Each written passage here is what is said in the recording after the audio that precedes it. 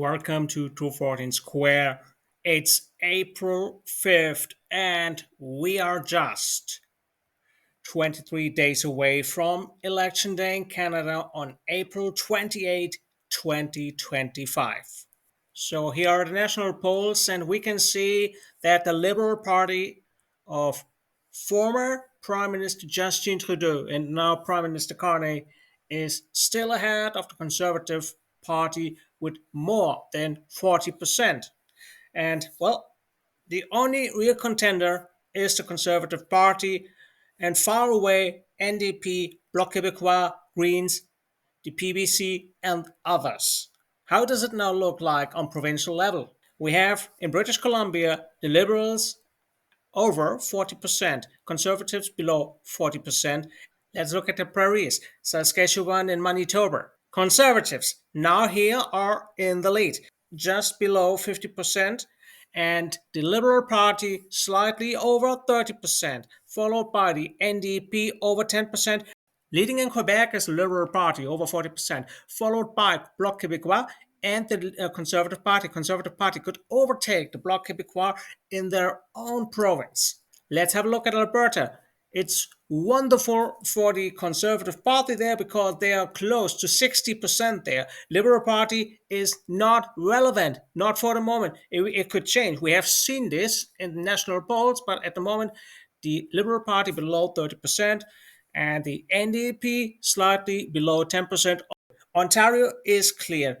The Liberal Party is leading almost at 50%, followed by the Conservative Party slightly below 40%, and then we can see the NDP, the New Democratic Party, below 10%. Then we have Greens and PPC, same level, and others not relevant. Now we have the polls for Atlantic Canada. Atlantic Canada, for those who are not aware of it, we have here the Prince Edward Island, we have New Brunswick, Newfoundland, and Labrador, and Nova Scotia. And here we can see also that we have a clear leader, Liberal Party, ahead with over 50%, followed but with a large distance is the Conservative Party, slightly over 30%. Now let's have a look on the Canadian economy. In 2023, the Canadian GDP was 2,142 billion US dollars or 2.14 trillion US dollars. It was the ninth largest economy in the world. Ontario is responsible for 38.8% of the Canadian GDP, followed by Quebec, then by Alberta and British Columbia. If we look at the composition of the Canadian economy, we can see that the primary sector is, for example, not that important, and most of it is coming from oil and gas. 6.8% are coming from the primary sector, followed by 19.1%. This is manufacturing, it's industry, but also utilities. But like in most Western economies, three-fourths are coming from the tertiary sector.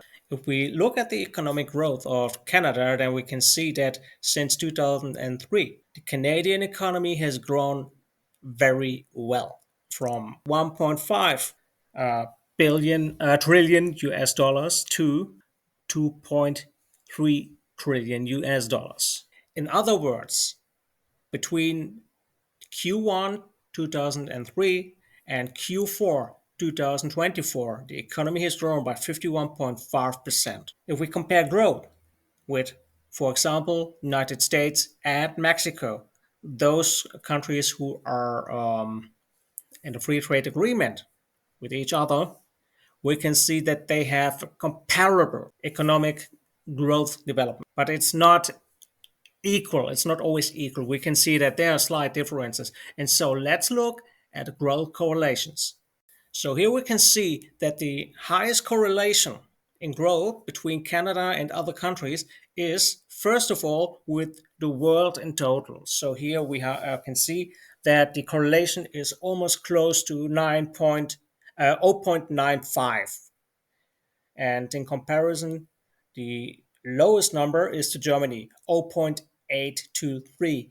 But this is still shows a very strong correlation because, as you probably know, if you know statistics and so on, then one is indicating a strong positive correlation. So if one of these countries is growing, then most likely Canada is growing too. And then you can also see that there's a strong correlation between Canada and Mexico. Same with Canada and the European Union, but not so strong with the United States. Now let's look at the salaries. And here we have the median income. For those who are not aware of what median is not the same as average. Median means it's the really the center of all data values that we have.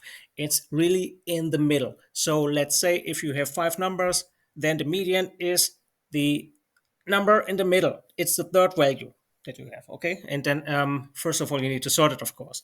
Here we have the numbers in Canadian dollars from 2023. And here you can see that the average median income is 47.65 thousand dollars. Males are earning more than women. Women make 25% less than employed males. Then the lowest gender pay gap is in Nunavut, 9% only in comparison to 25% that we have seen before. The highest gender pay gap is in Alberta with 35%. The Northwestern Territories are paying salaries above the Canadian median with plus 30%. And the Prince Edward Island is well paying below the Canadian median with minus 24%.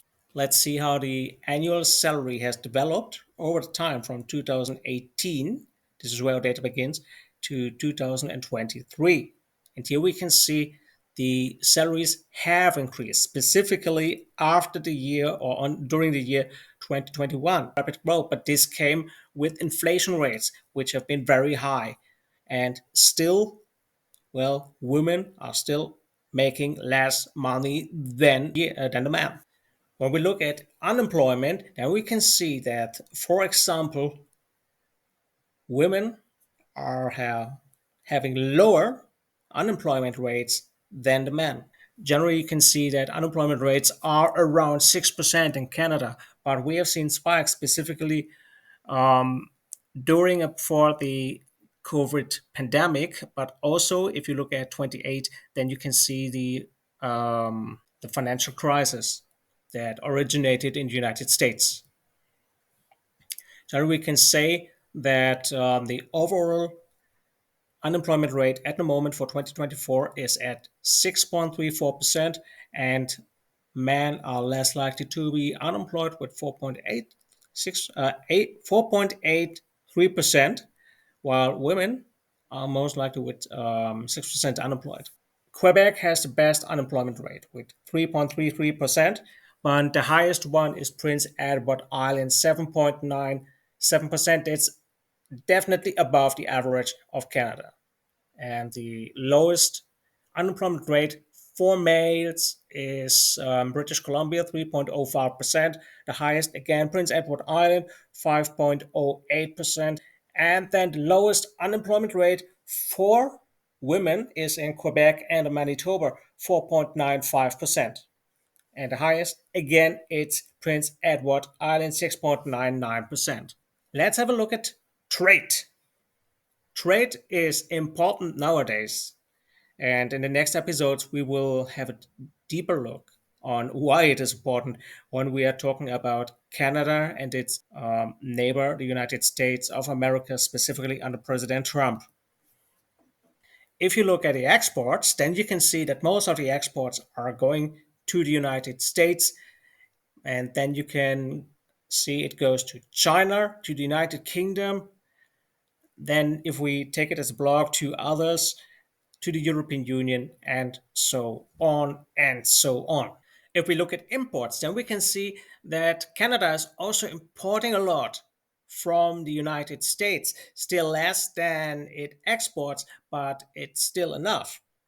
And then you can also see that the European Union is also a great importer of goods to Canada. Same with China and Mexico. In the next episode, episode 3, we will talk about immigration. Then the episode after, in episode 4, we will talk about housing and crime.